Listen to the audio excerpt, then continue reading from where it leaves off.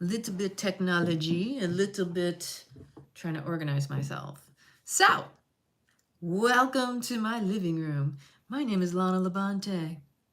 I'm here to support, uplift, inspire, and hopefully that empowers you to be the best version of yourself you came here to be. To share those gifts that only you uniquely can. Unique. You in your niche. Hello, Carl. How are you? So tonight, in this moment, we're going to discuss what is coming up. What are you feeling? What are you sensing? Do you feel trepidations of excitement or ooh, like frightening, fear, elation? What are the words that are coming up for you at this time? Let me know in the comments. Let's address them. Let's compare them. Because judgment is just you comparing yourself to situations and people. So, always remember, every single one of us innately is a powerful being that we don't need to force ourselves on anyone, anything, any situation. That when we do that, we're only doing it out of fear. That when we are in alignment, that's when we're in our power. When we are trying to force, we're pushy, we're needy. When we need something, when you say the word need, sound needy. We don't want to be needy. We want to be in our power. And then our needs become met, so we don't even need them. They just arrive. We magnetize, and they are served up to us on a golden or a silver platter, however that appears for you. And sometimes we don't even know what we need until it shows up to us too. So, shake it off, whatever it was, leave it in the past, leave it behind. Why? Because we don't have any time to fuck around. I'm just saying. Because ultimately, this is the year you go all in. No just dipping your toe. No just holding back. No, what's the word? When you say no, no means no. It is a complete sentence.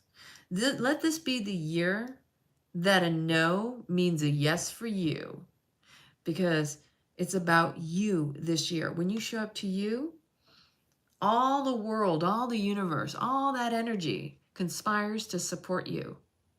It will match you with your energy, your frequency, your vibration, because that is you and your power. If there's any sort of doubt, you need to wring it and shake it out, because we are here to be present, be the gift that we are meant to be. So like last video that I made, I was sharing just a simple breathing exercise. Stand up, sit up straight, align each vertebrae neatly one over the other, like someone's pulling a string from the top of your head, making you just elongate from the tailbone through the crown of the head, each vertebrae neatly stacked over the other. Tuck the chin in, tilt the head back, open up your mouth, and just open and breathe in through that that direct channel. When we tilt our head back and we have our throat open fully, we are breathing straight down. There's no obstruction, there's no curvature, there's nothing keeping us from a full deep breath into the pelvic floor. Allow yourself to fill yourself. Bring in as much oxygen as you can, and you might feel a little lightheaded. And be very mindful of your cervical spine. I am somebody who's suffered and struggled and been healing, realigning my spine. That even my cervical spine over the years has gotten so much stronger, so much better. The more I aligned with my personal power, my truth, and I stepped into my authenticity, and I'm in total integrity. So the body's always going to tell on the mind. The body's always going to tell you where you're in alignment and when you're out of alignment. And if you're willing to listen You got all the answers within you. You don't have to go without. It's all about going within. So let this be the year that you reconnect to yourself fully in wholeness. So let's do that breathing exercise. Let's do that together. Again, elongate the spine, tilt the head back, and elongate. You don't want to crunch or crinkle the back of the neck. And just like really guttural exhale that out. Let it all come from the depths of your womb. Because on one end you have a womb, and on the other end is the mirror womb, the vessel. Like we are vessels, we are temples. This is our GPS. This is the blueprint of your beingness. Yeah. So inhale, exhale, like really pulling it up on that navel point. Really pull it all the way back to the spine. Let's do that a couple more times. Come on. Like really get it, right? We are the ride, right? Enjoy the ride because we are the ride. We are the creators. We are the directors. We are the writers. We are the actors. Inhale.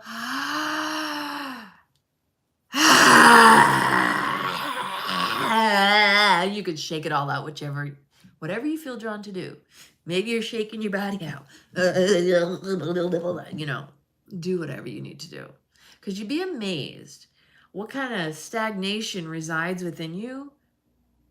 Because when you move it, you loosen it up, you shake it up. Guess what? When you're shaken, that's when you start to awaken. If you're just sitting around, like I told you the last time, if you got a remote in your hand, how present can you be? Whereas when you are flipping channels over here that are channeling you, broadcasting what it is that's being fed to you, how can you be the channel? How can you be the vessel if you're taking it in from external sources? Because everything that channels through you comes from within you.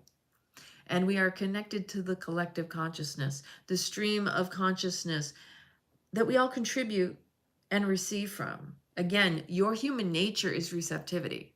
It is not just about us always giving and feeling depleted. Ultimately, in the giving, we should be receiving, implied and unimplied, meaning there's an awareness that as I'm giving, I'm receiving as well. But then there's the unimplied, or that is the unimplied, but the implied is when I give something, I know I will be taken care of as a result of my giving. But it's also in the discernment of where you know you're most effective. If we're just giving blindly without any actual navigation and direction of our sails,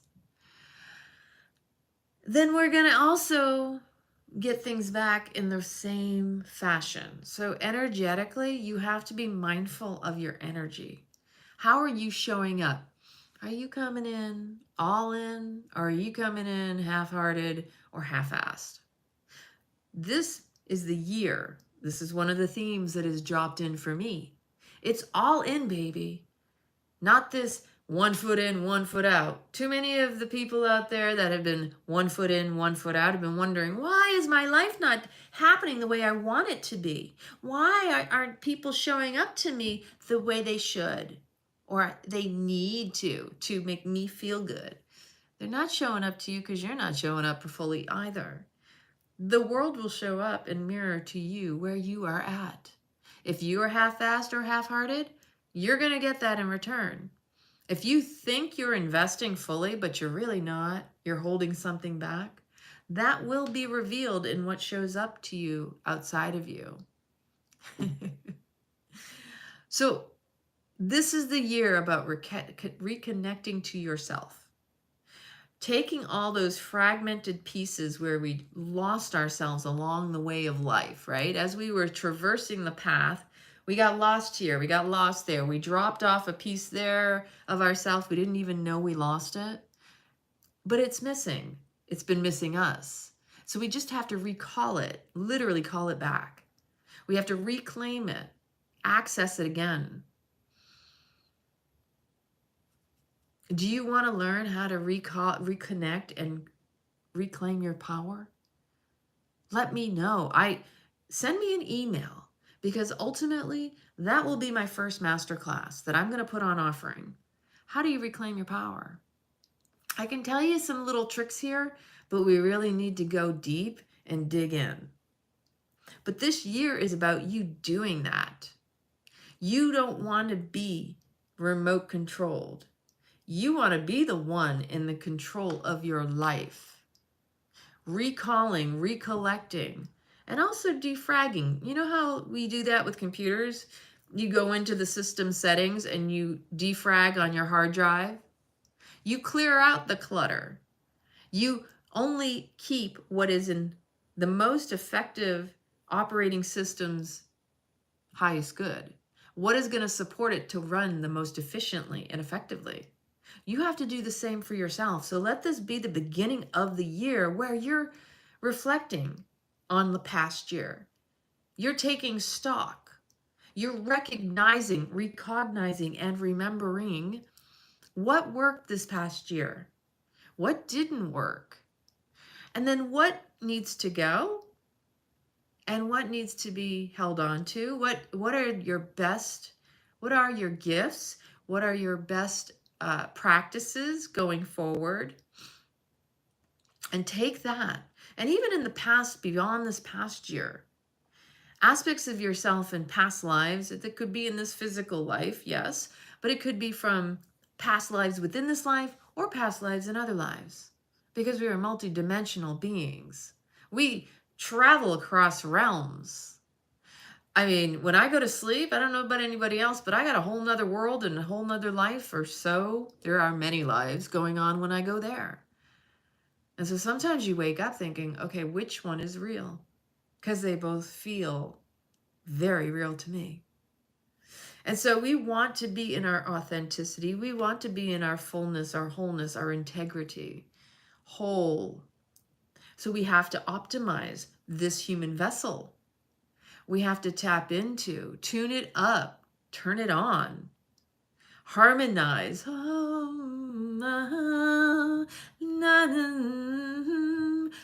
La la la la la la la. You can do all sorts of things, but your own tune, your own harmony, your own frequency, your energy, the sound of your own voice, you humming, you singing. Don't worry about what other people think. It's none of your business. It's about you tapping into the truth of you. And I was reflecting as I was putting this all together earlier around how sometimes we think, gets us in trouble. Let me tell you, the mind's constructing stories. Sometimes we're not even aware that the things that we're claiming are our truth aren't even ours. We're parroting or regurgitating or repeating what we've heard that unconsciously got dropped into us. Maybe you had the TV or the radio or social media playing in the background just for noise, because you know that's a big one. I always hear that. Oh, well, I needed something on for noise. What's wrong with the quiet? I actually find myself, aside from some classical music off to the side, which has no lyrics, it's just a frequency, it's the music, right? I essentially am very content with no noise, with me just hearing what is in that space. Because in my own mind, I am reflecting, I am meditating, I am present. I am hearing what is dropping in, and I'm observing, I'm witnessing. If I see something and it triggers a memory, the melancholy, like earlier today, there's some new birds in my neighborhood because I'm hearing the sounds and going, wonder what bird that is. I'm not a bird watcher. I'm just aware and appreciative of the birds. I'm a watcher from one respect, but I'm not like, I know what the sound of that bird is. I know what species and all those things. I just know I love birds. I love animals. So when I hear it, I'm like, that's different. There's a new sound in the town, you know? Someone's taken up residence in the trees. And so I'm listening attentively because their sounds are beautiful. They're a harmony, they're a frequency, they're a vibration. And sometimes the sounds that you're hearing are also tuning you up. And sometimes they're tuning you down, turning you off, because this is what technology is about. I'm coming from an IT background. I can utilize computers as an example, frequencies as an example. I also come from a physical fitness background. So I can take the two and see the similarities and recognize how intimately we are connected and a part of each other. We're a part of Gaia, Mother Earth, nature. And who's to say the computers and artificial intelligence are really as artificial as we claim or we think? You know, it's like the chicken, which came first, the chicken or the egg? Well, it's possible. What if we do live in a simulation? What if this is a hologram? What if this is a dream? What if we are just, this is our avatar, and that our real true human is behind the scenes? Because I was listening to someone the other day, I don't remember who it was, it might have been Archaics, it could have been a whole slew of people that I listened to. And they made a comment about, you know, even in the Bible it said God made us in his image. And if you start to think about that, means a lot of things. It's open to interpretation. Which image are we talking about? The spiritual, the physical, the mental, the emotional, the metaphysical, the artificial? I mean, God is in all. If you can't see God, if you can't see God in all, you can't see God at all. So it's like, try not to be attached to the idea that you know. I have no freaking clue, but I'm excited because I'm open to all the possibilities, infinite possibilities. So I don't ever want to be that person who says, I know, although that part of my ego does exist. That part of my ego exists to say, but listen, I think I know the answer to this. So I try to also impart that curious nature of a child to anyone who listens to me. I've had my moments where I get very in an area, but then I lighten up and I back off and I realize, wow, how humble I must be in order to recognize that too. That when I don't have all the answers, I have to own that so it doesn't own me, right? So when we own even our shortcomings, then we can see long term. Because sometimes the shortcoming is just the short-sightedness of what is only available in the moment. But to see the long term, we have to let go of the short term. You have to be willing to let go of the boat or the shore. There's a saying, and I think I heard Tony Robbins say it years ago in Date with Destiny. It was, in order to, basically it's like not having a plan B. You have to be willing to let go of the shore in order to have, you know, that growth. You have to let go of thinking you know what's on the horizon and let it unfold for you. Like, have beyond faith. You have to trust in what unfolds and not be attached in this world, but not of it. Not so attached with an expectation that you get disappointed, that you set yourself up for that disappointment. Because the majority of our suffering comes from expectations that we dogmatically are like clinging to, but I'm arguing for what I expected versus accepting what was. That is probably one of the most pivotal human. I mean, we are human. That's the point. That to be human is to err. And to err is not negative. It just is like we say, there are no mistakes. All there are choices. So when you think, oh, I was wrong. Ooh, I don't want to admit I was wrong. Oh, I was wrong.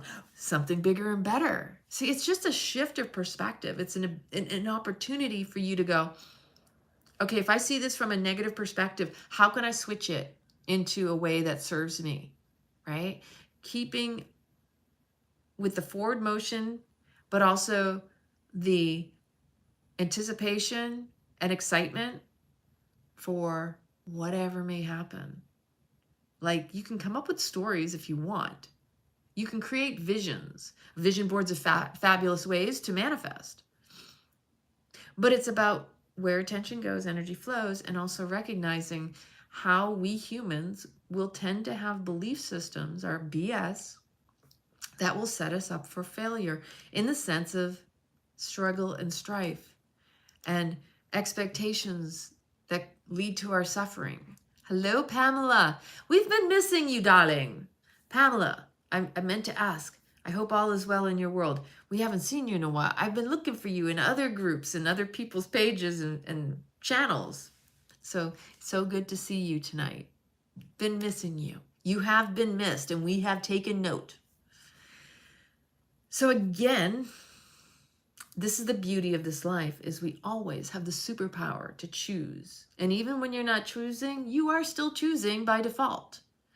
So imagine when you're shaken up, that's because you're waking up. If you are struggling, if you're fighting, if you're resisting, always remember, fighting is just showing your fear. Because if you're fighting something, you're implying something outside of yourself has power over you. It has more power than you, that you're actually handing it your power. That to fight it is to feed it. To resist it is also to feed it. To go with it or to go against it is the same energy. What if you didn't give it any? What if you just saw it and just acknowledged it? I'm like, look at you. You have no power over me. I can choose to walk away. That feels so much lighter. Like literally, that's empowering. Nothing outside of you has power over you. It's just your perception. It's just the attention that you give it. And you exhaust yourself when you do fight it. You're basically proving to that external entity, situation, person, place, or thing, whatever it is, that even especially most psychopaths, sociopaths, narcissists, these crazy people, when you fight them, you're feeding them and they know it. They're actually kind of intelligent enough to recognize, I got them where I want them. They're playing into my trap, into the lion's den. So I've spoken about the false prophets. I've spoken about how they profess, and that what they profess, they expect you to go along, because when you, even the slightest bit, falsely idolize and worship the prophecies and the prophets that speak and profess them, you essentially do the work for them. Because prophecies are not predictions. What they are hijacking attempts to get to harvest your energy, to get you to manifest it. Exactly. We are the star attraction in our movies. And everything outside of ourselves is showing up to us as us in another form. So when the world is showing up to mirror you, try not to let it take you out, because it is you. And again, that boomerang effect, when you're out there pointing a finger and you got the three, you got that loaded gun sticking back, sticking 3 fingers back at you like, fuck, oh shit, I got some stuff to work on. If you're humble enough to recognize that the loaded gun that we call judgment is simply you comparing yourself to the other person, and that you think you're judging them, but really you're judging yourself. By comparison, you're saying that person is better or worse, because ironically, a lot of people, and I get it, I've been around a lot of it, I've been around a lot of people who will put others down in order to lift themselves up, because they don't know how to lift themselves up naturally. They don't realize they're fine the way they are, and that by judging and comparing themselves, they're showing that they don't feel worthy. They're essentially revealing their own lack of self-worth, their own inability to value themselves. So by trying to take someone else out or put them down, all that is hello, look at me. I don't feel worthy. And when they don't feel worthy, they think somehow that validates them. But it doesn't. It's just sad. So, I mean, I even had someone come on one of my shorts or something and professing about how I was seeking attention. And I was like, well, first off, I didn't ask for your attention. I didn't even ask for your opinion. Everybody's got one. You know what that means. So, and then at the same time, what you think of me is none of my business, and I care less. But thank you for the attention. Thank you for commenting. And would you want that to be your legacy? Let's say this is the year you decide what your legacy is going to be. How are people going to remember you?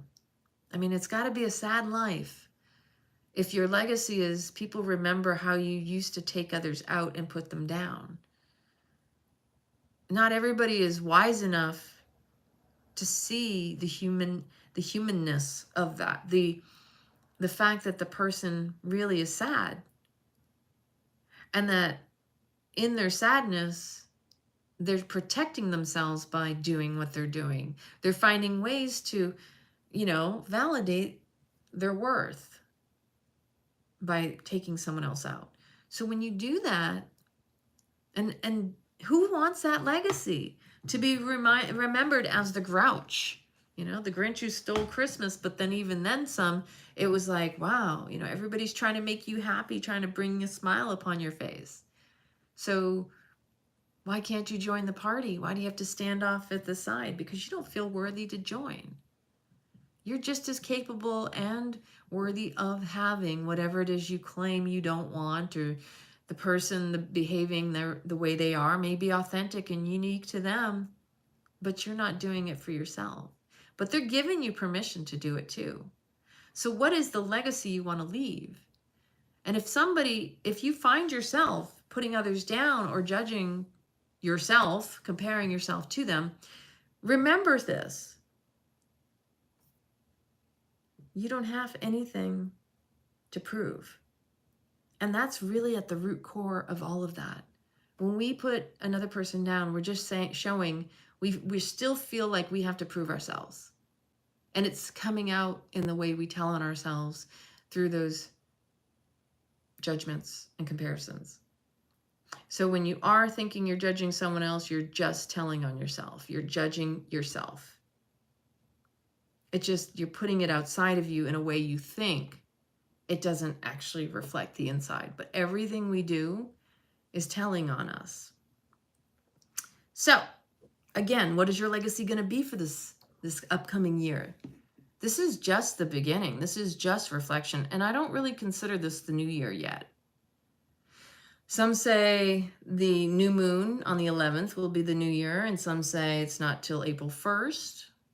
I've felt like I've been in hibernation. I expressed that in the last video, that I have been feeling very much reflective and navigating what it is that's coming up in this new year for me.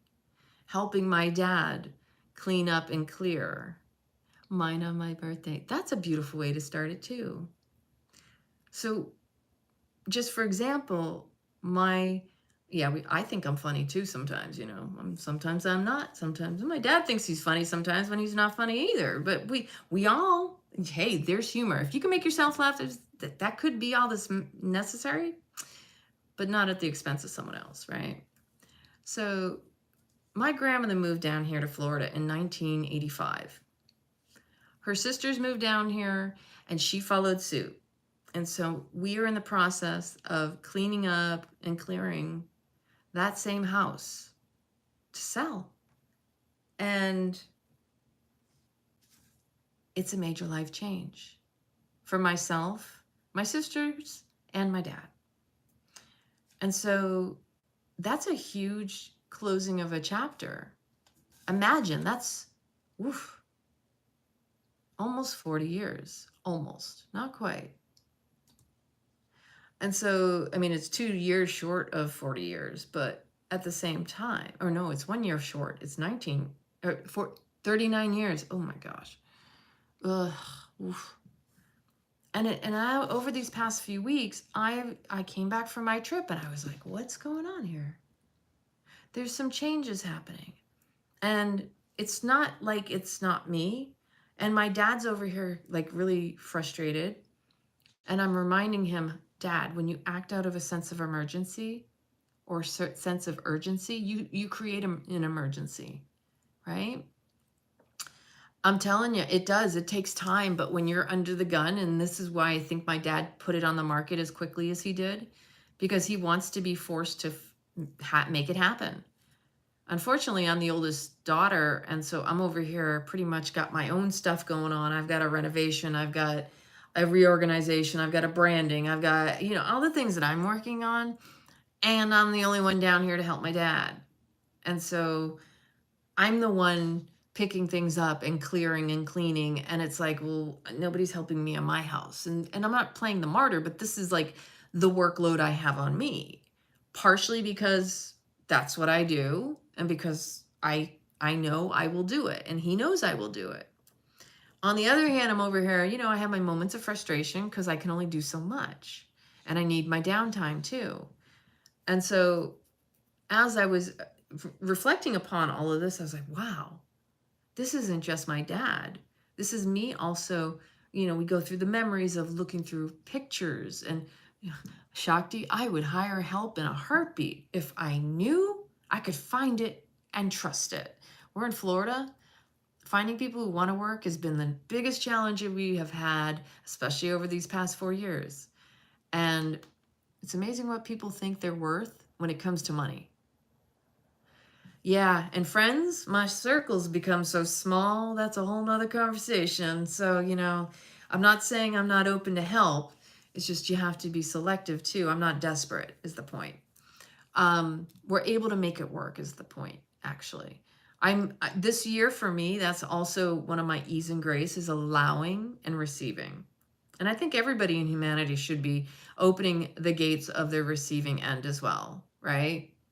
Your circle is a dot. I'm kind of feeling that as well, right? We don't have any other family down here. It's just me and my dad. And the family that does live in Florida is on the other coast, and they travel and they're not always here.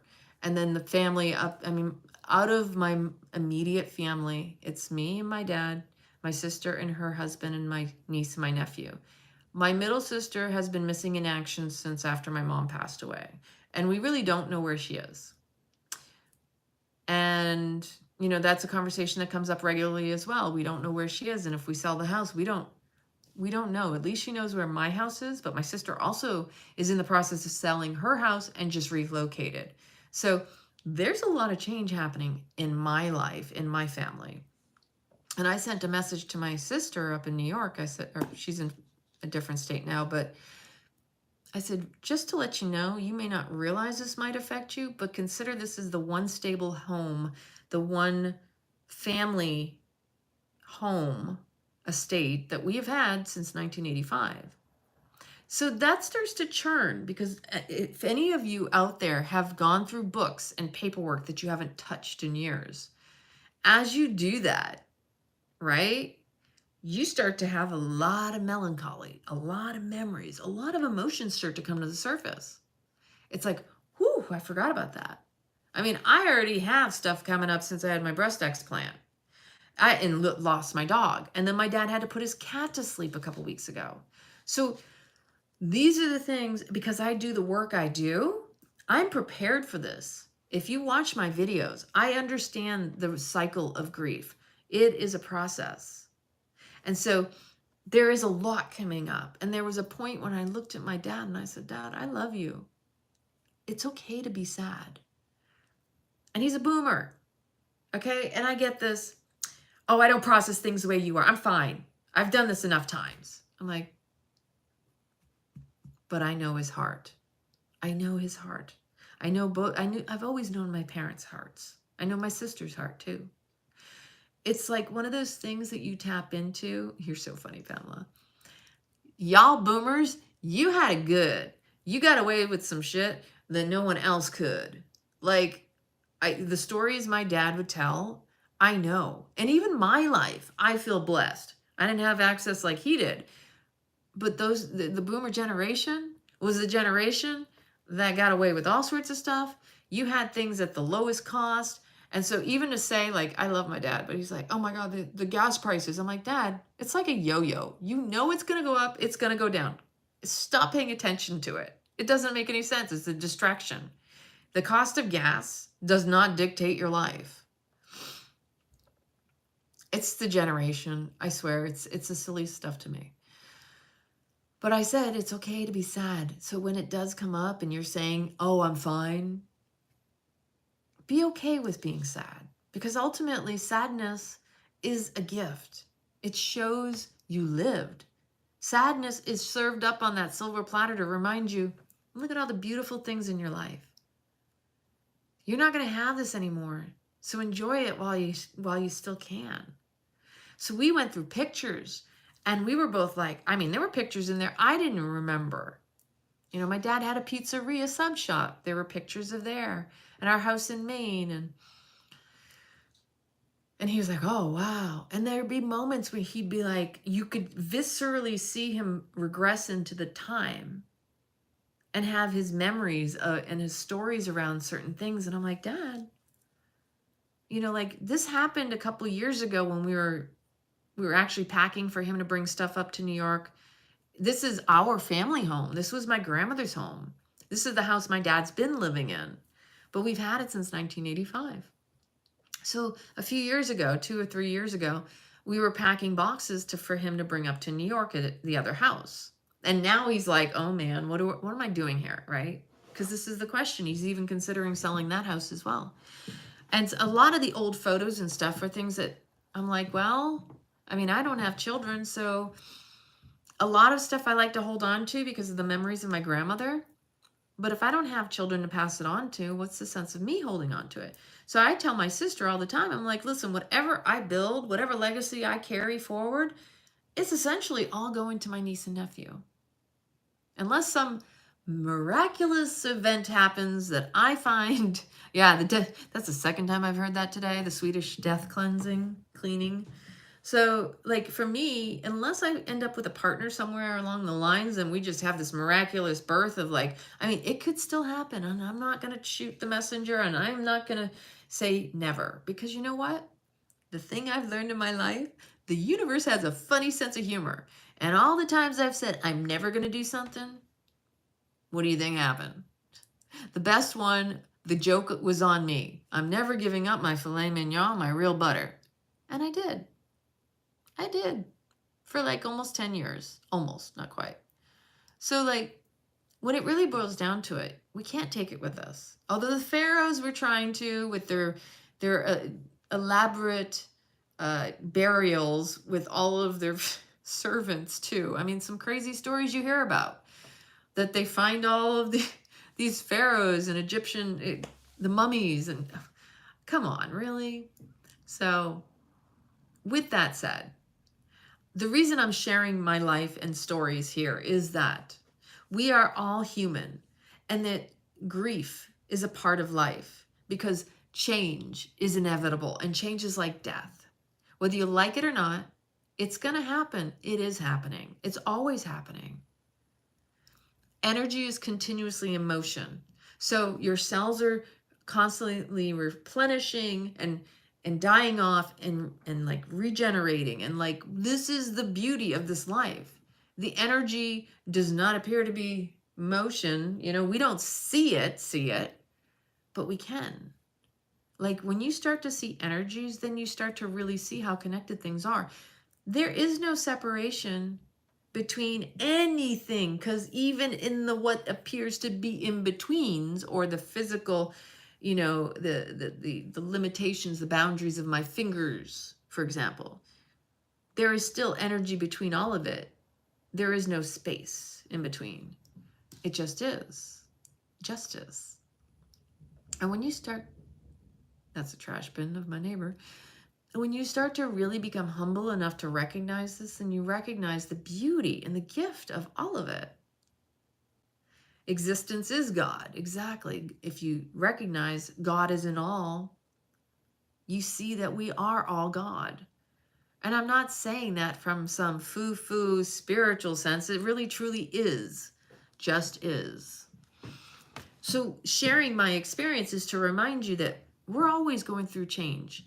And that sometimes when we're in melancholy or we're sad or we're just kind of like, huh, and we can't put words to it or we can't explain it, doesn't mean we need to. But just being in the presence of it, in the essence of it, just being like, wow, this is what I'm feeling. How juicy is this life that I get to feel this? I don't have to label it. I don't have to explain it or rationalize or validate it. It is. That is life. That is the gift and the beauty of this life, is your existence. Your presence is requested. Your participation is your choice. Whether you choose it or not, you are choosing to live or let live. So again, it's about being all in, not half-assing, not half-hearted, truly exposing, revealing your truth, unveiling all the fear, all the pain, all the hurt, all the suffering, all the struggle, all the strife, and revealing the joy of it all. You can allow things to just be as they are. And when we try to own things, when we label things, this was something I learned years ago in my first yoga teacher training. I was down in Nicaragua. It was a morning meditation. We were watching the sun rise across the water. It was absolutely beautiful. And it was explained by our teacher, because we were starting to try to explain and to, you know, it's actually the human condition is a lot of times we're uncomfortable in the silence. So we always feel the need to put words to things. So we create a story, we construct an explanation. The story is the description of, the labeling, but when we label, we limit. The moment you say, what a beautiful sunset or sunrise, right? The moment you've labeled it, you've removed the meaning from it. What if you just allowed it to be what it is? It's in its own simplicity that makes it so complex and allows you to appreciate it even more. It's in our own inability to be with the silence that complicates our lives. Haven't you ever noticed when you volunteered too much information because you were so uncomfortable in the silence? Or if you're someone like myself who tends to also listen more than speak sometimes, and vice versa, because I've been known to speak too, where it's like, ooh, ooh, ooh, I see how I maybe overshared. And then the times where you were listening to people, and like I say, people tell on themselves. It is so revealing. The more quiet you can be, the more still and happy in your own essence and presence, that when someone else is uncomfortable, they will show their true colors. They will reveal their discomforts. They will reveal their comforts in just how they speak when they cannot enjoy the silence. Depeche Mode, enjoy the silence. And so in the silence, there is bliss. There is gift of presence. Silence is essence, is your presence. Being still.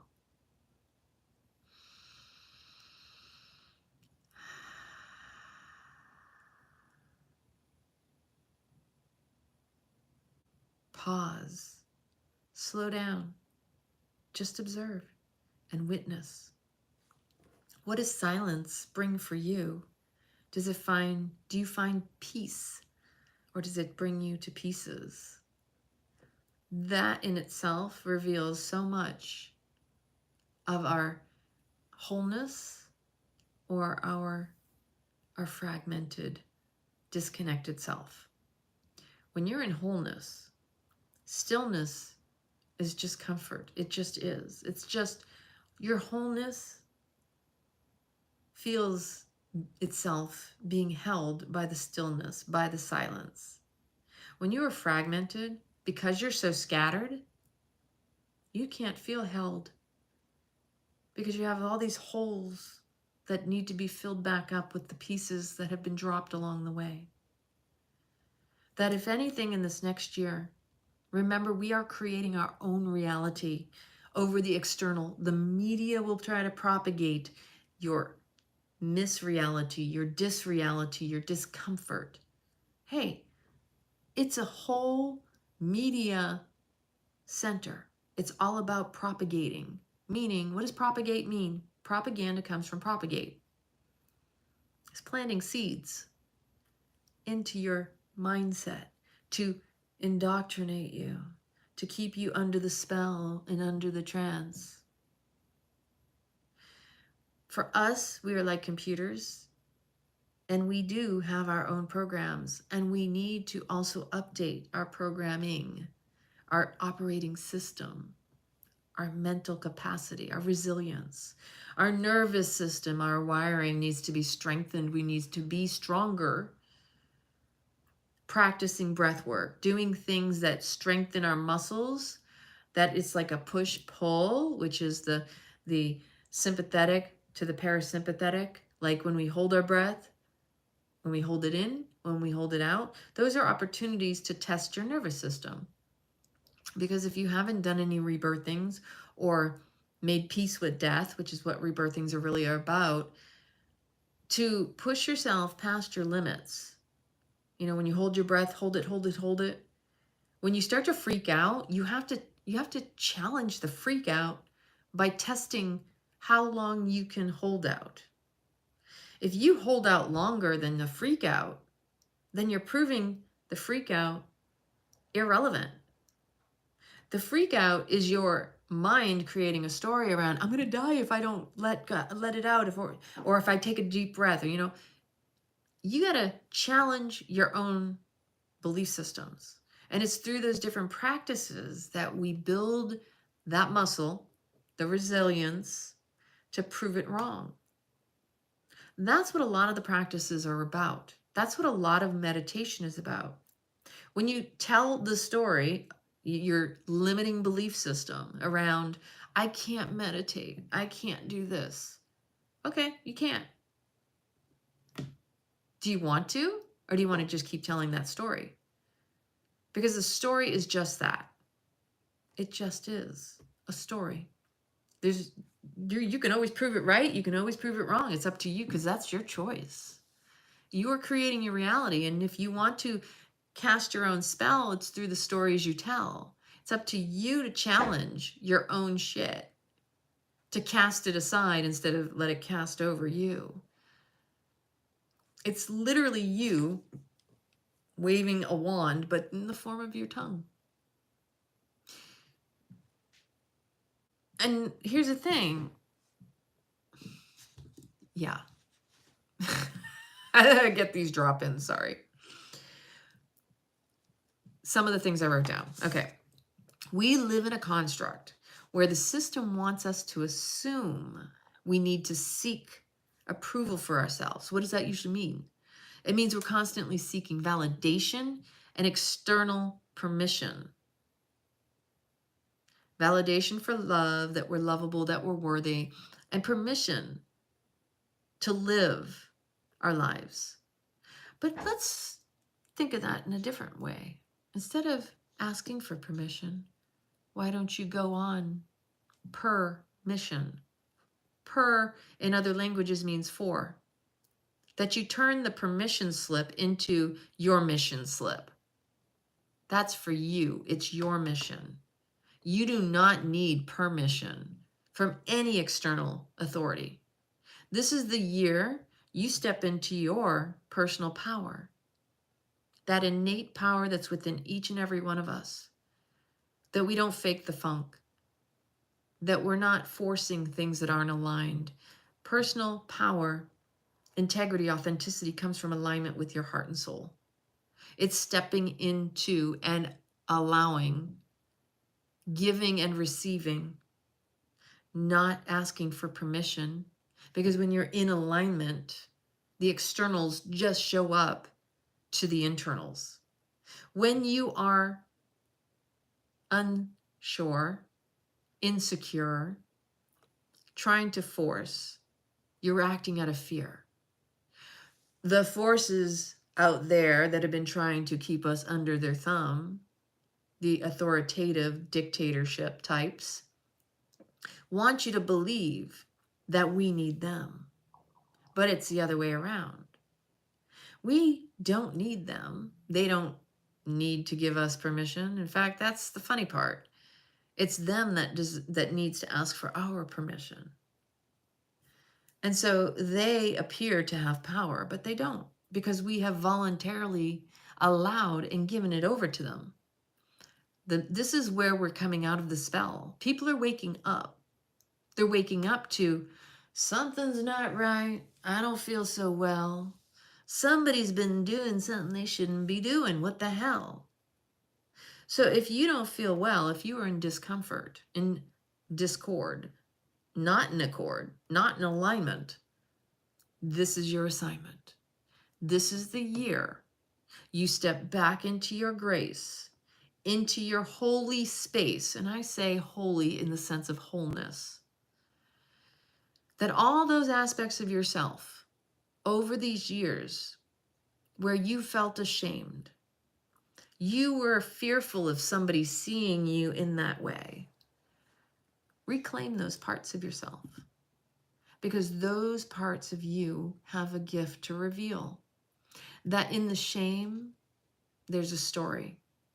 When there was tragedy, you had the opportunity to turn it into mastery. That there is, again, tragic. When you, where did I write it? Take tragic and make magic. When there's a mess, there's always a message.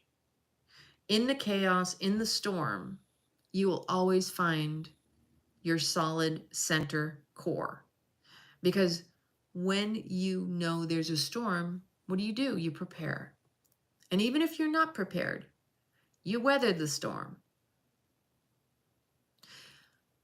This could be the best year of your life. Don't pay attention to the false prophets out in the limelight, because here's what's happening. They want you to dim your light. I say no to that one, Satan. Fuck off with your fuckery. This is the year that it is most imperative and most important that you align with people like yourself, that you find people who raise you up, support you, don't try to take you down. Because as I've said, you are the sum of the 5 people you hang out with the most. And you need those people to be elevating their consciousness, their vibration as well. If you're hanging with some, like, I don't know, some vultures, some turkeys, some like bottom feeders, how are you going to raise yourself? You have to surround yourself with people that you aspire to be like. If you're hanging out with people you don't want to be like, you need to look in the mirror and ask yourself, why? Is it because that's the only way you feel better? Because you can look down on others? Again, this is really a year of calling you out on your own bullshit. Not me, not anybody else. It's you looking in the mirror and going, we've been here way too long.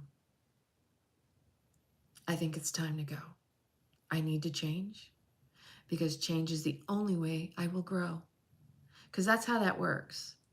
When you get tired of your own shit, and I made a video about 3 years ago about this, sometimes you have to get tired of your own shit to finally decide to change. Like, there's a point where you hear yourself say something on repeat to the point where you realize, oh my God, this is really sounding gross and icky. And if you don't even know what your method of operation or your famous words are, ask your friends, people that are around you. What would you say is something that I say quite regularly? What is something that makes you think of me like a saying? Like, do you have a moniker, like a catchphrase?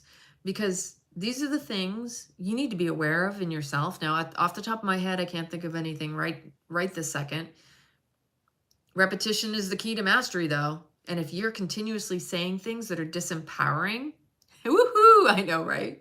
You know what's so funny is when I hear woohoo, I think of Michael Sandler. He's like, woohoo, and I think of his rooster.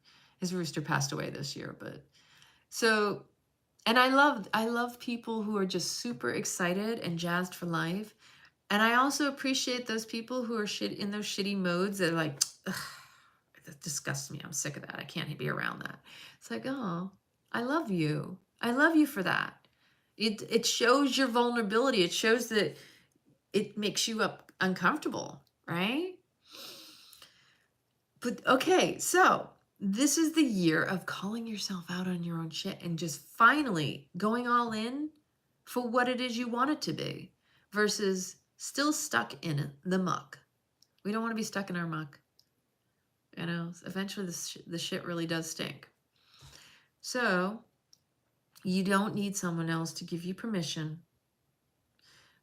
to live your life and deliver your gifts. And this is really why we're here. This is the year you need to step into your power. I can't say that enough. And that's why we're being shaken to awaken. I say we, to some degree, everybody is being disrupted. Like, what the fuck? Stop it! Stop it! Stop it! You know what I mean? Like, you could do that. You could do that as a practice too. I'm not kidding. You're like, ah! Just imagine the most annoying. Remember when you were younger? I don't know about anybody else. I'm going to share my childhood thing. Me and my sisters, because I was the oldest of 3 sisters. We would make things funny. That was the method in my family, is humor. It is doing silliness upon silliness to make the other laugh. And we did it. We still do it. I'm not touching you. Like up in your face finger. I'm not touching you. No, I'm not touching you. Not touching you. Not touching you. See, I'm not touching you. Can you see? I'm not touching you. I'm not touching you. And then at a certain phase, like when you're sitting there with somebody's finger in your face, you're like, ah! Like it's like nails on a chalkboard, or you know what I mean? But it would make us laugh because it was to be silly. Like, I'm not touching you. Because what was the other reason that you would freak out? Mom, she won't stop touching me. Right? So that was the joke. That was the opposing joke to that other part. Like, stop touching me. Now it's, I'm not touching you. Mom! You can't say, Mom, she won't stop touching you. You know what I mean? Like, this is the humor, the divine humor. This is the divine comedy of life. It really channels through children. If you're around children, just watch and observe them because they're still connected to source. And so if you listen to some of my other videos where I'm talking about what has been perpetrated against our human race has been this disconnection from our source. The severing the ties to what's beyond the veil. When we're born, we are born with that connection. We are born with that memory. You know, the softness of the top of the head of a child. You see babies and they can see all the energies around everything. They can see beyond the veil. I love. I was in the grocery store earlier and I turned around to just look at the little girl who was in the grocery cart just because I could see that she saw. And these are the things that melt my heart, but also reawaken the inner child in me. Like, if you really need a boost, go hang out with the kids. Go to a playground. Okay, just don't be creepy. You know what I mean, though? Watching and witnessing children in their childlike joy, which is what we're here for, too, because we were once there, too. We should also remember that that's still a part of us. That doesn't ever go away. It's just we forget along the way. That severing, that connection to our true nature, our source, our highest divine sacred source of self, the wellness, the wholeness, all that is, the collective consciousness, that you can reconnect that. Let this be the year that you do that. The more you decode yourself, the more you deconstruct, you reverse engineer your code, because the body is always telling everything you need to know. People talk about, we don't have a book, we don't have a blueprint, we don't have a clue. Yes, we do. It's all in here. It's just that we hadn't been taught, because there's a certain element that you are supposed to tune in, tap into, and harmonize with it.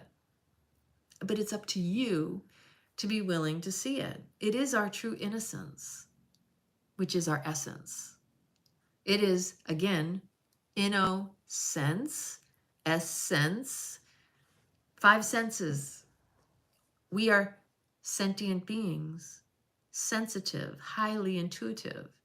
The more you tap into your senses, the higher your frequency, vibration, your energy, your intuition, the deeper your gnosis. You know, sis?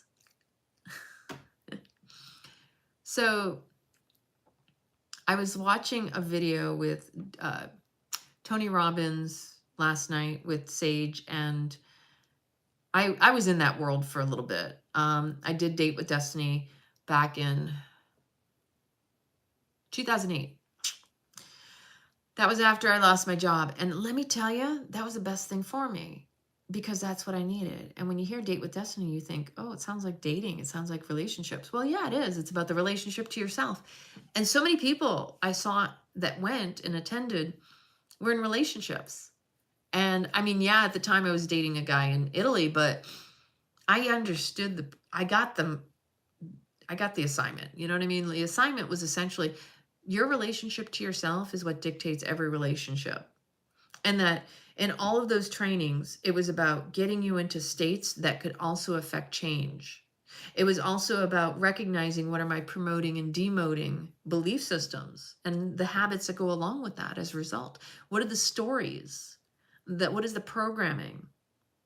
And to get into certain states would affect the change that could happen as a result of where attention goes, energy flows, and directing that energy through affirmations or incantations, as he called them, which the particular video that I was watching was talking about the words that you use. And I've been saying this for a long time. I mean, I grew up with a mom that was all about the words you choose.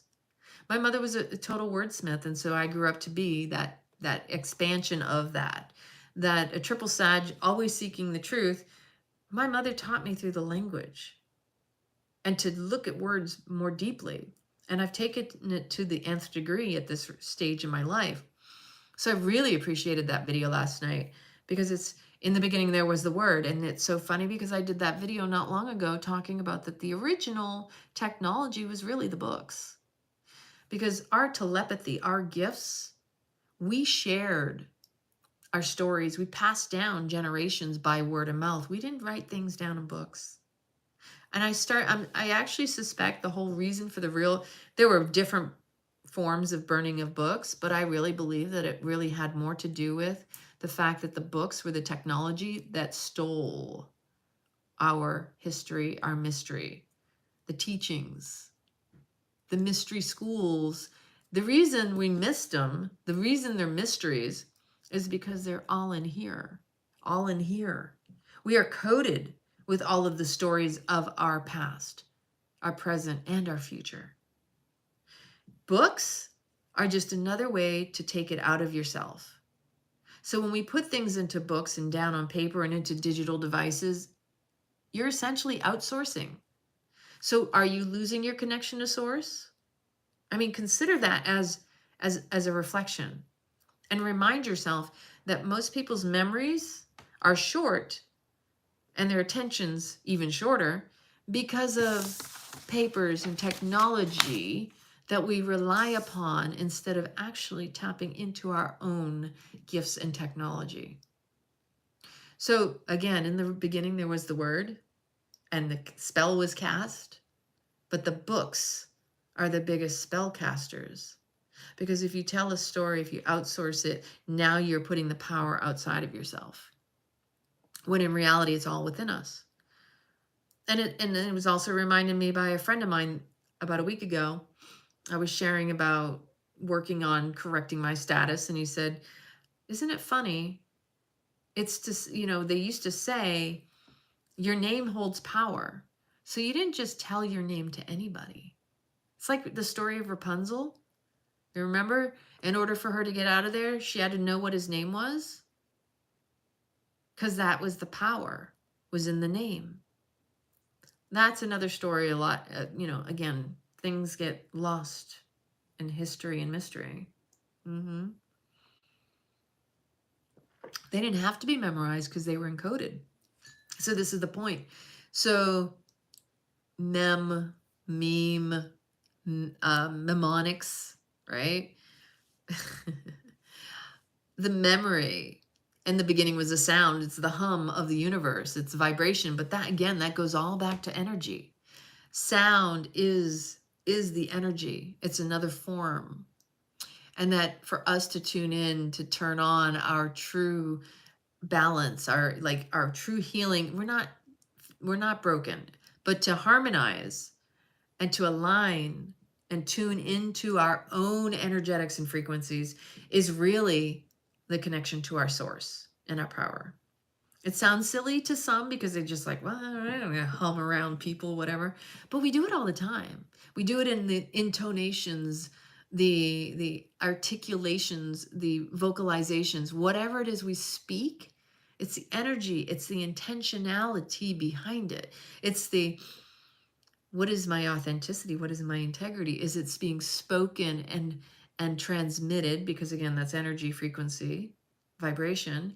The transmission, you know, Pamela, that's why Logan says in this transmission, because what we're doing is transmitting and emitting our energy through our vocal, our speaking, our voice, our sound, our intentionality. There's a force behind us, but it's a power, not being forced.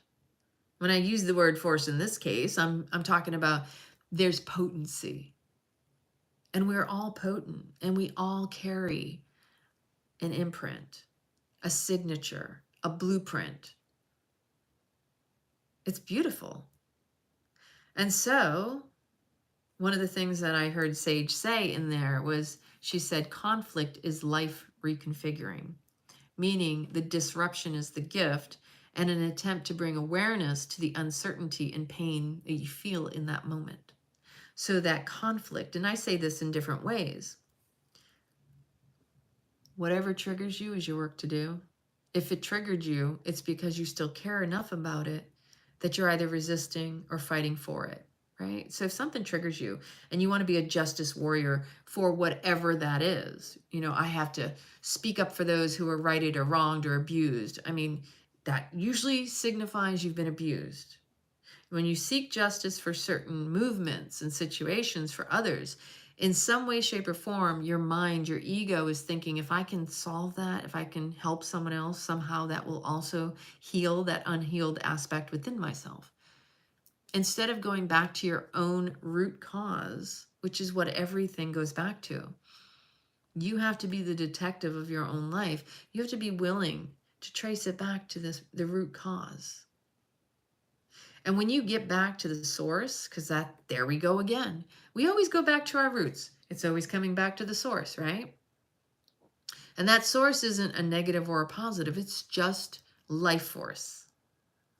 And sometimes that root pain is a stagnant energy that hasn't been released. That's all.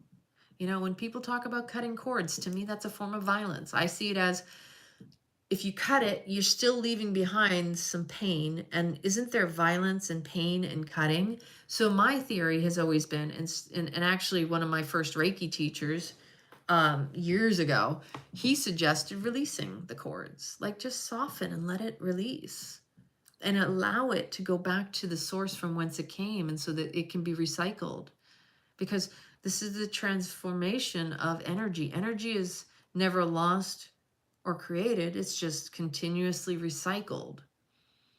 And so in the world that we live in, this realm of duality and polarity, we're always going to notice the imbalance, because out of favoring what it is we prefer. Think about that. So you see the good because you want the good, and sometimes you see the bad because you haven't let go of it. You haven't allowed it to just be a part of the good, when in reality, they're two halves of the whole. Again, this is about bringing wholeness to the situation. So as you're being shaken up and you're waking up to this reality, you start to recognize, okay, wait a minute here. I'm kind of getting this. I'm kind of like, this is starting to make a little bit of sense. So something for me that feels like pain could actually be medicine to wake me up to accept what had happened in my past. Wasn't to hurt me, but to get me to appreciate when I received the pleasure in my life. That's just a simple perception switch, that what you see as bad can also be seen as good, but you have to be willing to shift your perspective, to put on another lens, put on the rose-colored glasses, to say one version. But if you recognize there is poison over here, there will be the antidote over here. The medicine is always nearby. It's up to you to recognize and look for it. Because if you become so fixated on that poison, you may be the reason you die. Whereas if you notice, oh, well, if there's poison, there has to be medicine nearby, you could be your own saving grace. That's what that really means. Being your own saving grace is to recognize you can choose to drink your own poison. Oh, that person is a bad person, and you got the 3 fingers of poison back at you. Or you can choose your peace. So pick your poison or your peace, but you are the medicine in all of it. And you may need to drown a little in the poison in order to realize, I don't want to die. Sometimes that's what it takes, is getting close to death to appreciate it. Because guess what? One person observing their life and their major life crisis could see that as like a literal death. My example of losing my job in Naples, Italy, to me, that was like a death. That felt like a death. I did not want to leave Italy. I was mad as hell because of the injustice of the situation. I was kicking and screaming, throwing the temper tantrum, trying to seek support for someone to help me. And I was already physically disabled and having issues. Like, it was a compounding, it was a spiraling out. And because I was fragmented and scattered in so many different areas and aspects of my own life, I couldn't find my own remedy. It took years for me to really unwind that, to really like go, holy shit. Like, my first occurrence was, like I said, right after I lost that job, I went to Date with Destiny. That was the beginning. And why was it the beginning? Because I was determined to get out of that. I didn't want to be stuck in this. What the hell happened? How did I end up here? And over all of these years of being in personal development, self-help, yoga, fitness, of course, I've always been in fitness. I was always doing yoga. I was always doing something physical to challenge my body, to keep my mind at bay. Because I know that for myself, that when my mind becomes crazy, I got to channel it through my physical body. Because I understand alchemy. That if you sit and if you literally you sit and you stew in your own brew, you're stuck in your muck, that can be, like I said, that can be your own death. And that, in a lot of ways, in some cases for people, that's what they call the dark night of the soul or the shadow work. I've seen so many variations of that throughout the course of my life. I don't even know which one you would even compare to what people call that. I just know that life comes in cycles. And so for every up, there's going to be a down. And when you become aware of this, it becomes less of a, like a circumstance. As Tony said in the video last night, he said, we are, where did I write it? It's on the other side. We are the creators of our experiences, not the managers of our circumstances. Meaning we're not the victims of our circumstances. So therefore, we're not trying to manage what appears to be, circumstances being done to us. It's essentially about us creating our reality. And when you own that you're the creator of your reality, you start to realize, holy shit, I did this to myself. How did I do it to myself? Because I did not get out of the situation that was toxic to begin with. I kept on pushing through in an environment I should have walked away from a long time ago. Why did I stick around as long as I did? I didn't have to tolerate that shit. And the longer you tolerate really toxic behavior and poor treatment, like I did report it to the company I worked for, but that didn't necessarily protect me because I still ended up losing my job because they found a way to get rid of me. But this is the thing. If you have to go to those extremes, why are you trying to make people tolerate you and you tolerate them if it's not meant to be and it's not in alignment? That was my lesson. If they take any lessons from me, it's that if you're not in your alignment, not in alignment with your heart and soul, in my case, God stepped in and said, that's enough. In that case, God said, this is not the way you're going to like it, but this is the way it has to happen for you to understand, for you to understand how you allowed it to get to this point. It sucked, and it was a huge blow to my own ego because, like I said, if you've followed me long enough, I was very highly regarded in my profession, and I was very proud of how much of a reputation I built up, that I was as good at my work as I was. So for what happened to me to happen, and everybody come at me going, what happened? Like, knowing my reputation, for people to be like, what? Like, nobody could understand it. I couldn't understand it. I couldn't explain it. It wasn't until years later that I started to see what I couldn't see in the moment. What I couldn't see was being done, even in the previous job. And I was like, holy crap, that's some crazy voodoo mind blowing. Like, seriously. So if you're not in alignment with what is for your highest good, don't be surprised if the rug literally gets pulled out from underneath you because you're in denial of it. I'm here to tell you, it's okay. Sometimes that rug needs to be pulled out from underneath you, because if you're not going to make the choice, the choice will be made for you. And nobody likes having the choice made for them, because then that's where you fight the most. Your ego will say, that's not fair. That's not right. I want to be right. And when you feel wronged, the ego will go to defend you, even when it's pointless. Yeah, being so sick and tired, you get sick and tired, right?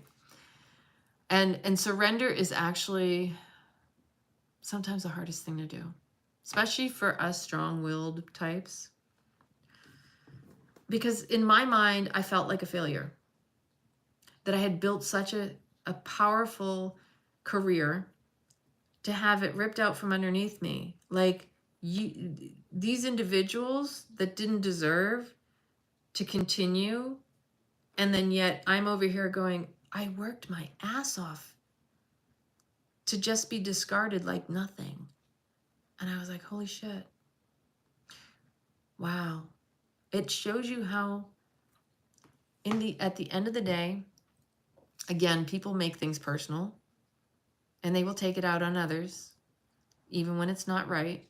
And it's not your job to seek that type of justice, because the justice will be served. That is for sure. That at the end of the day, it's you who has to look in the mirror and be okay with the things that you do.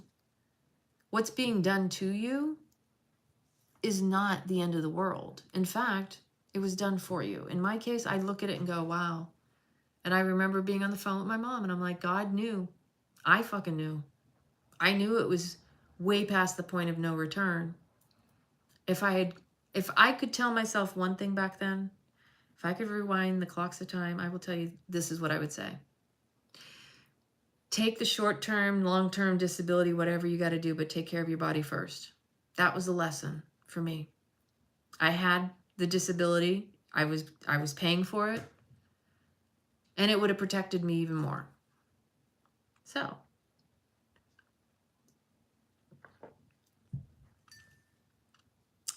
something I was listening to earlier today. And I just want you to reflect upon the different things that you do in your life. There's a lot of people, they get trigger happy, so it's easy for them to get caught off guard on the external circumstances. And yeah, I feel that. Being motionless. Oof. If you're the type of person who gets triggered by the external environment, it's going to take a lot of humbling to recognize you're attracting where you're at. That if you feel like a victim, there will be plenty of people to show up and prove it to you. That if you speak from a victimhood If you come from a victimhood mindset, you are casting the spell that attracts the perpetrators, the people that will attack you, because if you come from that space, you attract where you're at. I'm not saying you're right or they're wrong or any of that. What's important is acknowledging, holy shit, I've been creating this by this mindset. And the only way to get out of it is to start doing things differently and to change up the story. You literally have to stop casting that spell. You have to say, this shit stops here now. I had to do it in my life. Oh, hell no. I'm not repeating this pattern. When I saw my parents, I saw my dad with his wife, and the behavior was very similar to when I was younger with my mom. And I was realizing I am dating my dad and I am behaving like my mom.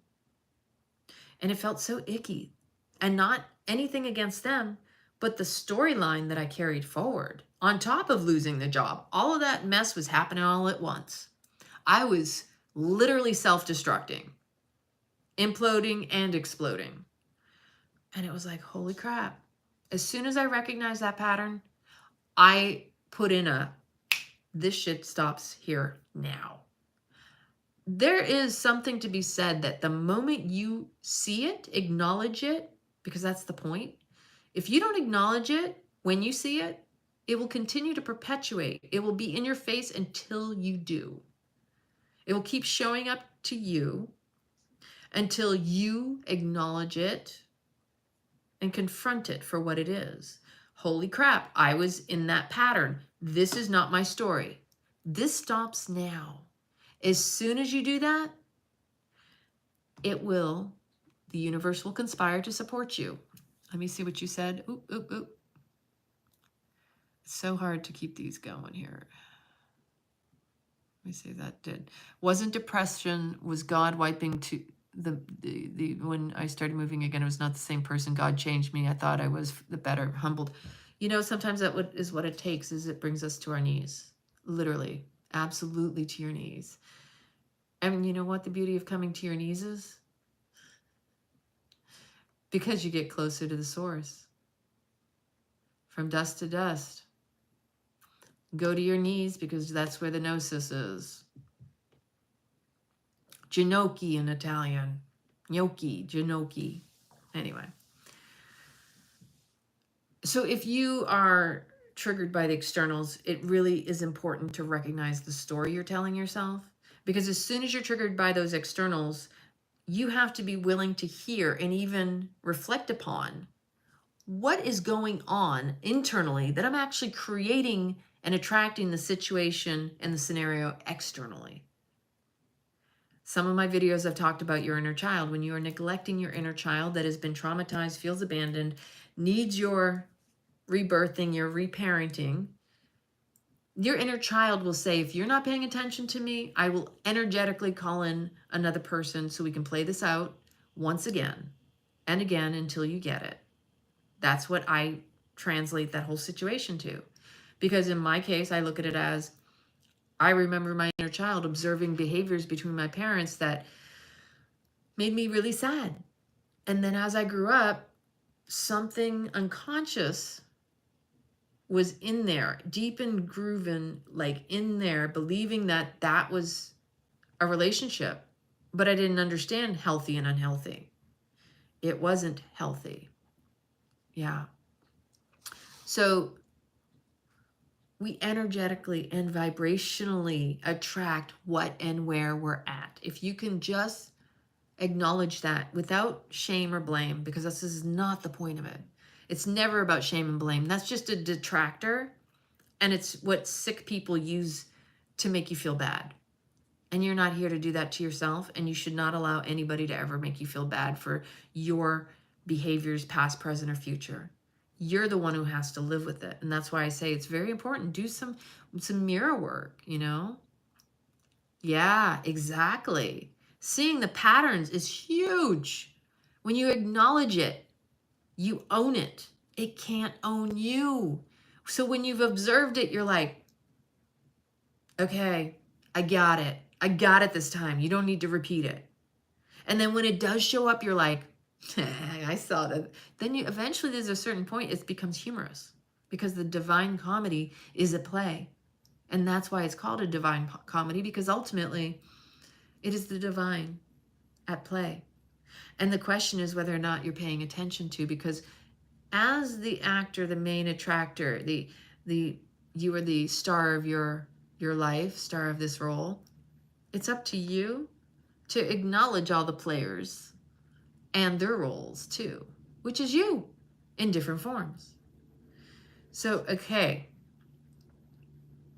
always bringing it back to the why you did it. What's going on internally? What was the inner dialogue prior to the experience? What is it whenever the person is going without? Try to bring it back within, not to shame or to blame. Like I said, it's owning the role and participating in the situation as opposed to feeling like it's being done to you. You always have a choice to participate. It's up to you to recognize the role that you're participating in. Yeah.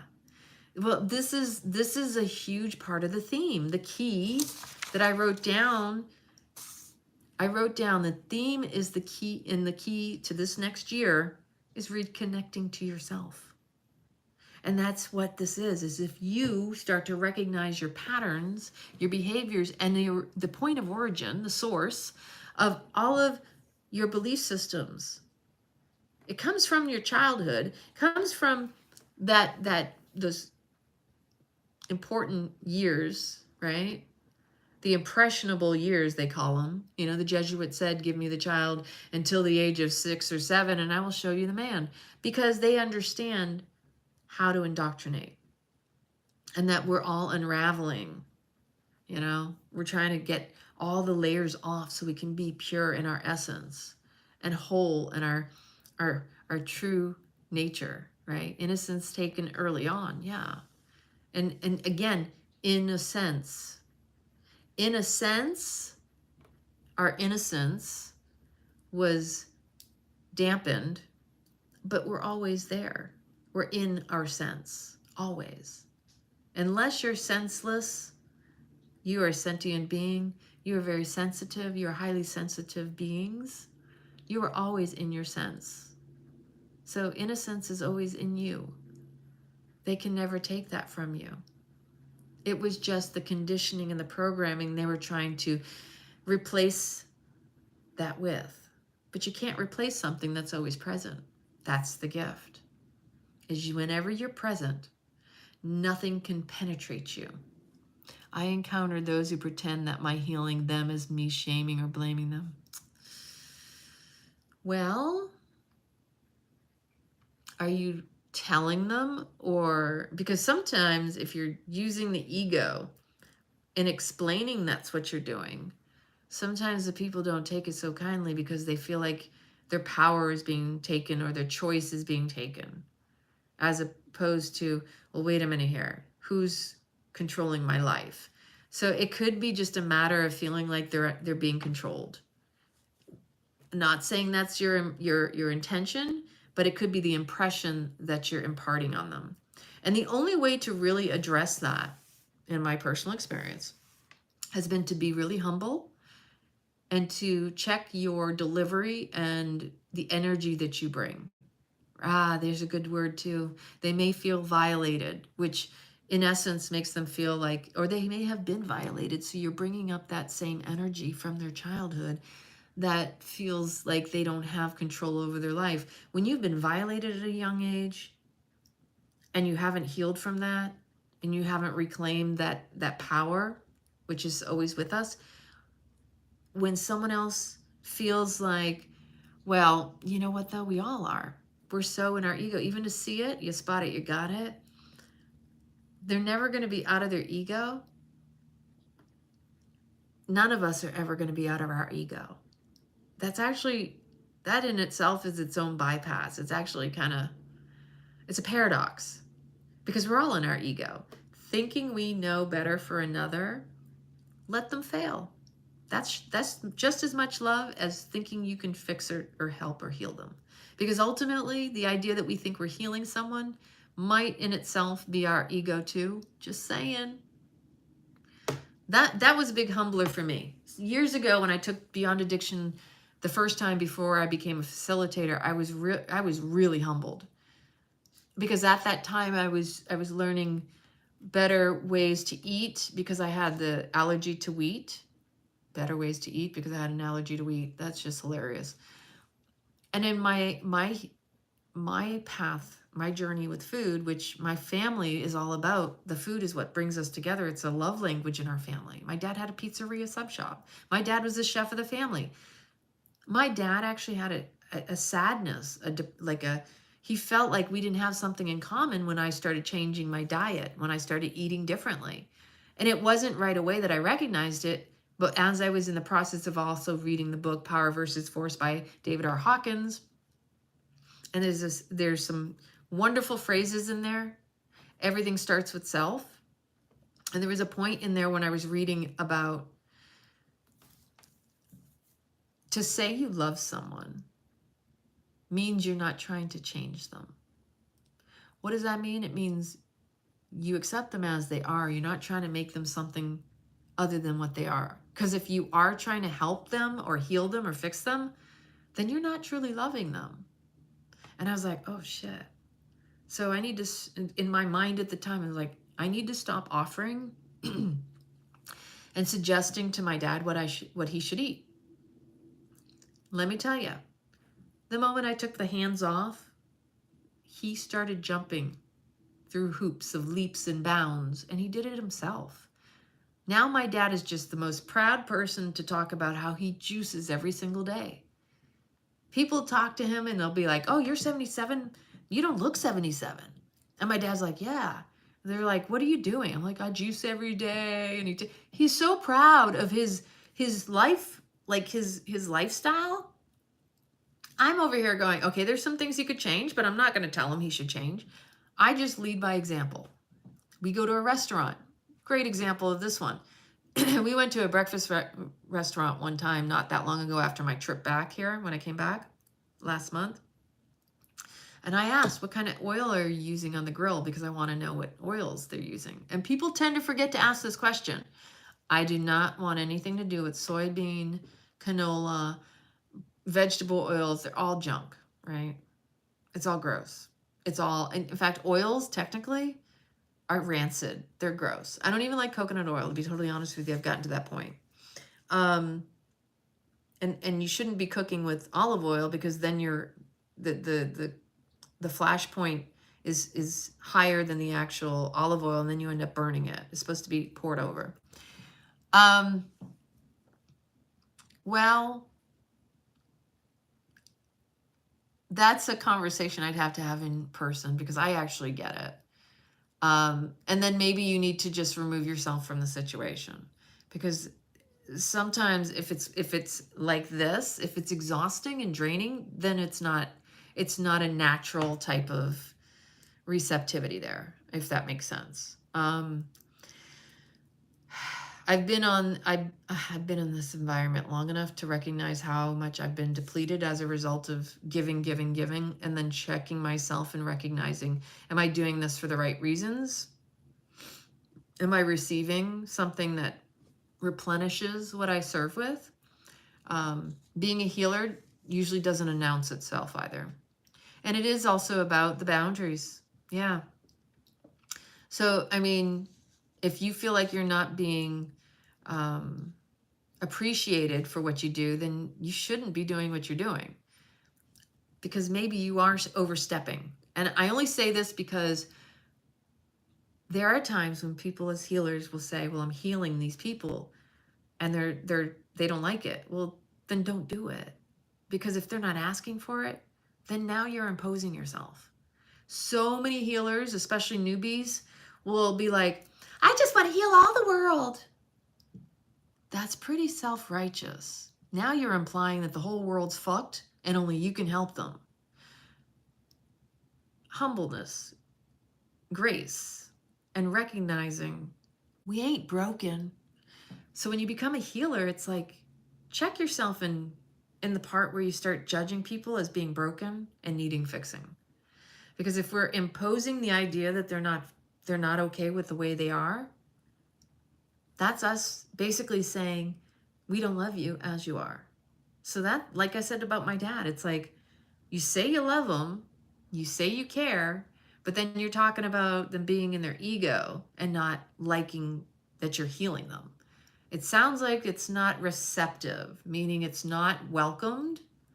You need to also recognize you're not receiving. Remember what I was talking about earlier? What you're dishing out isn't in the full alignment to receive back what you should be getting back. Yeah.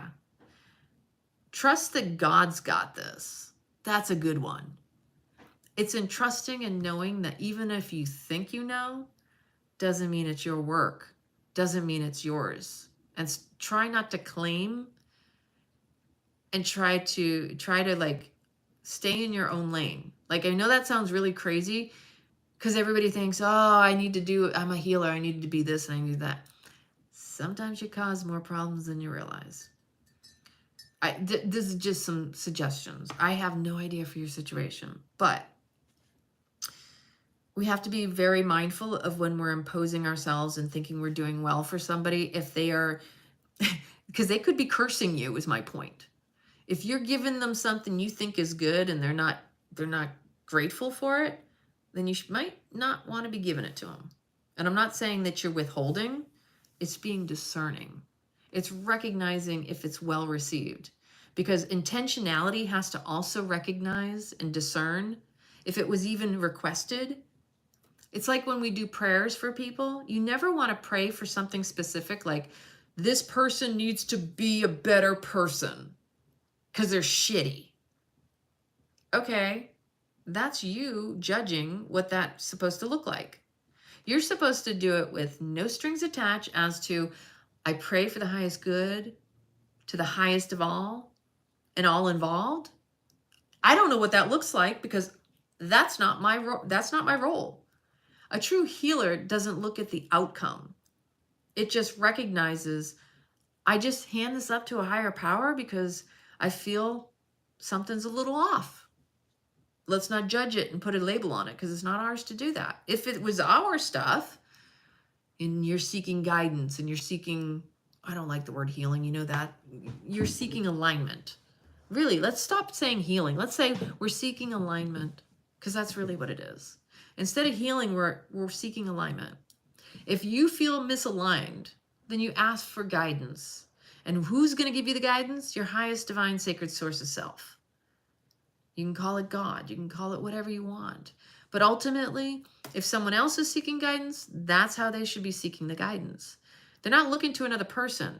And this is where I was going to bring in the part about so many people, and this was what I started speaking about last year. So many people are seeking external modalities when they have everything within themselves.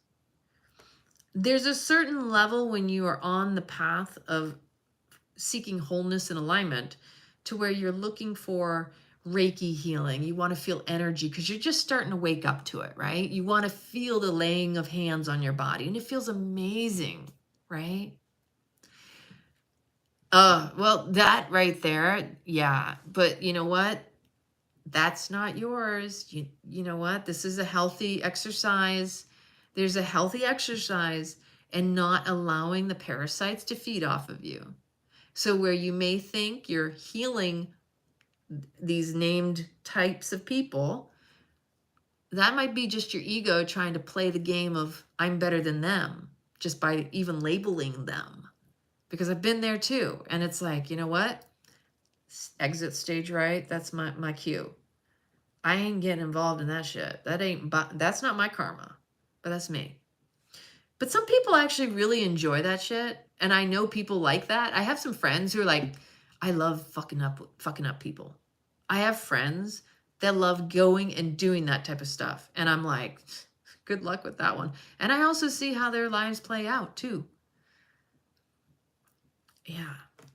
And I've seen that karma bite them on the ass regularly. And these are healers. These are big healers too. I'm talking about shamans and shit. I was like, yeah, that didn't work out so well. So just an observation and people in my life. So in acknowledging the externals, versus the internals. There are a lot of people who want to bypass doing the work. Oh shit. Yeah. I have 2 neighbors that are like that too. Don't worry. I avoid them. I don't have to avoid them. They avoid me. There are a lot of modalities out there. And when you're first waking up to energy, when you're first learning about the stuff in the spiritual communities and all the things, I even think to a certain degree, and I love biohacking, don't get me wrong, but I start to question a lot of stuff because it really makes me really confused about all these light therapies. And I actually have done some really cool stuff over the course of my life. Like one of the first things I did was this, I forgot what it was called, but it was a very specialized sacred geometry wooden box that had crystals all embedded in it. It was a Russian technology. I did this years ago when I had my implants replaced back in 2009, the first time, with harmonic, the resonance and the frequency, the music inside. This was one of the first times I had actually learned about the solfeggio and the binaural beats and all those things. But when you're first learning about it, it's really exciting and you want to learn more and you go all in. And of course, the first thing, just like anything in personal development, is it helped me. I want to do it too. And I want to help others. Before you've even done your own work, you're ready to take that and use it on other people. And you're like, not even working on this anymore because it's the bypass. You see how it kind of benefited you, and you immediately want to jump in the role of the healer. And I see this so often. I've seen it quite a bit over the years. I get it because I wanted to do it too. Yes, exactly. It's okay. So Gestalt with the triangle and a facilitator, or just like using kinesiology. I mean, you are your own energy field. This is a truth teller. That's what kinesiology is. When you start to learn to read your own body wisdom, you don't need to go outside of yourself. But in the beginning, maybe you do because you want to learn. My first experience was with Date with Destiny and Anthony Robbins when they came around with the oneness blessings. And I was like, I was like totally off the charts. And I said to one of my girlfriends, I said, I want to be a healer. And she was so amazing. Same birthday as me too, which is even more bizarre. She told me something I needed to hear. We are all healers. I don't need to heal anybody, and nobody needs to heal me. It's really just the willingness and the acknowledgement of it to see it within yourself that you heal yourself. And again, it's not healing. It's just alignment. It's collecting all the fragments and filling in those holes and the gaps, right? You're becoming whole and in alignment with your heart and your soul. So in the seeking, it is you who is always found. We think we need to be going out of ourselves, outsourcing, giving our power away. Here, everybody else can have it because, I don't know how to hold it myself. But it's in the seeking that you find yourself. That was a big, huge wake up for me when I was doing a mushroom trip and I was laying in my bed and I was just reflecting. I was like, everywhere I go, it's me. What I'm seeking is me. It's always me. And it's not an ego. It's an acknowledgement. Namaste. The God, source, light, love, life force in me acknowledges the same in you. Why? Because you are me, I am you. When there's a need to do something for someone else, the need is neediness. Whenever you use the word need, it sounds needy.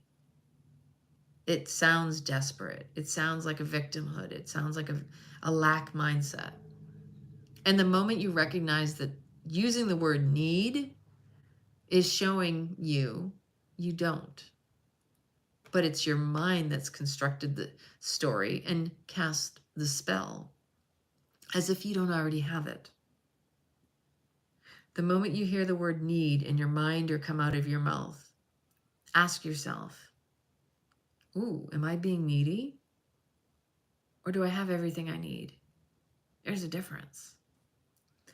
So When I hear about people looking for external modalities, what I hear is, for me, they don't want to do the work.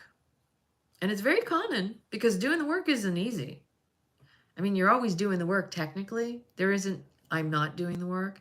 It's just how conscious and willing are you to go in deeper than just surface level, or, you know, relationships are work. Relationships are where you do the most work because you're putting it into action.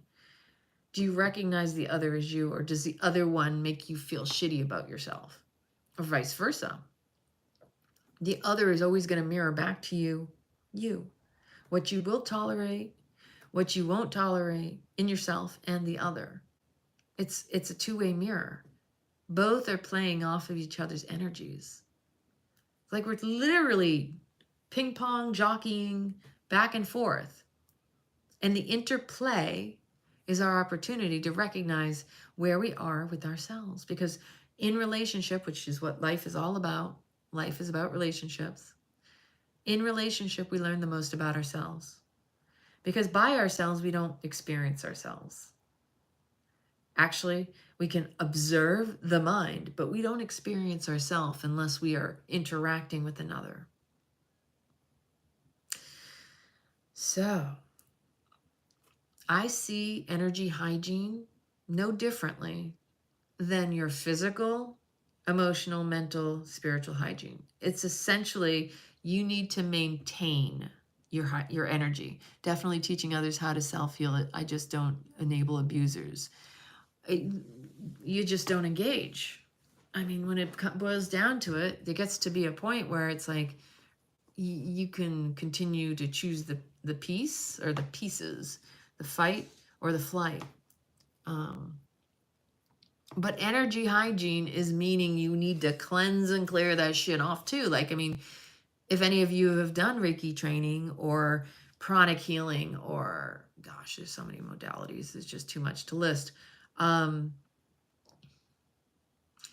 It's about cleansing and clearing your energy. And a lot of times it's not necessarily the ritual, it's in the awareness of it, the recognizing of it, that you need to take a shower, take an Epsom salt bath, go jump in the ocean, like neutralize your field, clear out what has been, you know, somehow penetrated. And sometimes for me, it's as simple as sitting in my practice going, okay, there's some fuckery going on around me.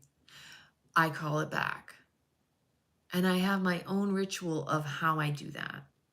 But you have to find what works for you. If you don't maintain it, just like everything else in your life, then it's like it's really about your presence.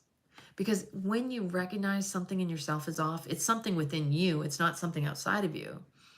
It could have been just that one time you let down your guard and you had a negative thought about somebody that drew in some of their shit.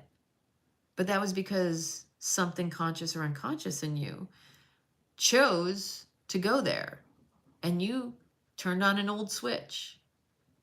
And it's a circuitry alignment, which is what energy is. It's, again, circuits, we're all wired, and we are connected. There is no disconnect. Even to the things you don't want to say are yours, it's all you. Wow, I think this is getting to be, yeah, yes. It's it's important. And it's mostly for awareness, to remind you that you're not going to take any shit. I mean, if you're doing it for yourself in the space of your own home, you're doing it to remind yourself that you are a sovereign being. And that this energy, this temple, vessel, body is sacred. And so to me, that's hygiene, that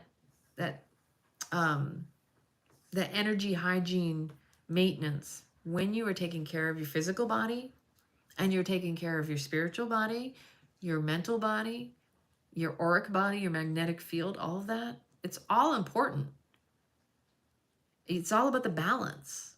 You know, if you're feeling something's off somewhere, you got to check across it all. What is off? You know, it's like, am I in alignment? Is my spine okay? Am I flexible and fluid, or am I dogmatic and stuck? Your body's always going to tell you. You can simply tune in. You can pull out a pendulum. You can just ask yourself certain questions. Like, okay, oh, and your inner child may pop up and say, we need to play more. We need to go skip down the road or something.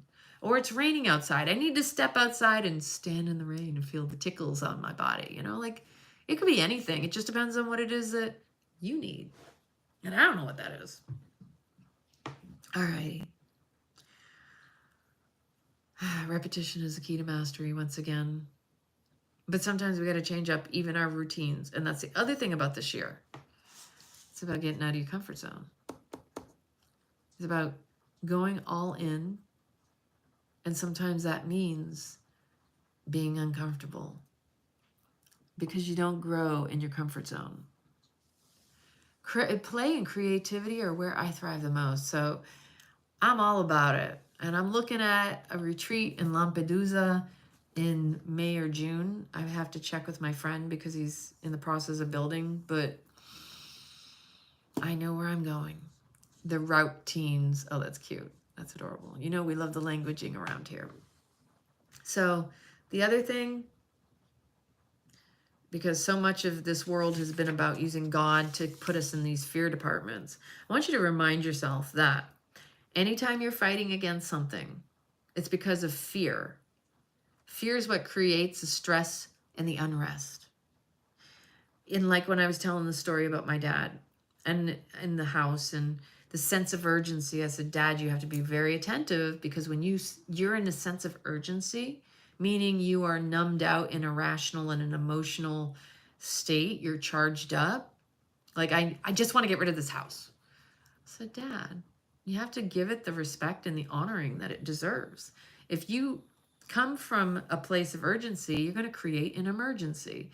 You're going to create that spiraling out. And my dad's a master manifester. Like that man, I told him, I said, I think I personally think that you put the post for the price of the house too low because I think that people think they're going to be able to talk you lower than what's listed because it's a psychological game. You know, it's like gambling. And the thing about fear is it's showing and revealing that you don't trust yourself enough. That whenever you fight against or for something, you're essentially saying that thing has more power over me than I have over myself. It's so revealing. It's like I said earlier, where if you play into the hands of a narcissist, of a sociopath, of a psychopath, you're fighting with them or you're going against, anytime you're fighting against them, they know they got you, hook, line, and sinker, because that's part of their game. They will exhaust you. That's the point. That's when they know they have control over you and you've handed over and outsourced the power to them. So, that's about what I have today. Yep. We're being shaken up, so we're awakening. Repetition is the key to mastery. This is your year to thrive. I'm not going to play into their prophecies. Try to disengage from the news and the craziness because pay no attention to the man behind the curtain. We're going to create this drama scene over here. I mean, Twitter, X will always tell you some crazy thing's going to happen. Meanwhile, they're doing over here something else. They don't want you looking over there. It's sleight of hand. The hidden hand never gets dirty. It's got us doing its dirty work. So where attention goes, energy flows. Please focus it in the direction you want to grow something. Let it be in your life. All of this is hijacking us. The doomers and the gloomers, exactly. Homie, don't play that game. I'm not touching you. I'm not touching you. You know what I mean? It's a true story. I'm in your face. We don't need permission to live our lives, and we need to stop acting like we do. So, with that said, truly, I appreciate you for tuning in. Sharing is caring. Thank you for 3,000 subscribers. I just went over 3,000 on the first of the year. I was so like, whoa. The first time I checked, it was 3,007 subscribers. And then I checked again, it was down to 3,004. And then I checked again, and it was down to 3,001. And then it went up to 3,004 again. It's the algorithm. Hey, you know, I know YouTube sometimes drops subscribers randomly. I've had people turn around and say, I swore I was subscribed to you. I don't know what happened. Technology. I don't know. Maybe I said something I shouldn't have said on a video. I'm trying my best to keep it as even keel as possible. I don't like to use certain words. It doesn't serve. It's part of the spell casting. I mean, like I said, when you tune into my channel, ultimately, I'm here to support, to uplift, inspire, and empower you. I'm not here to do anything less than my best. What I share is my personal experience, leading and living by example. I can only know what I know, and I'm not trying to fake the funk. And I'm expecting you to step up and rise up to the occasion of being you in your full integrity and authenticity, especially this year. Go all in. Start with you. Everything starts with you. And that is me too. Love you all. So much love from my heart to yours. Mwah.